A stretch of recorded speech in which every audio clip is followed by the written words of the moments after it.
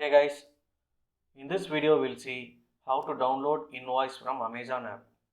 So first open Amazon app and log into your account. So I have already logged in. So after logging in, tap on the three horizontal lines in the bottom right corner. Okay, and now select the orders. So in the order section you will see the list of orders you have ordered earlier and it has been delivered to you. So now open an order, scroll down, and in the order info section click on download invoice. So make sure it is selected as invoice in this pop-up. Now click on download documents. So the invoice is downloaded and it is saved in your phone storage. So hope you guys like this video.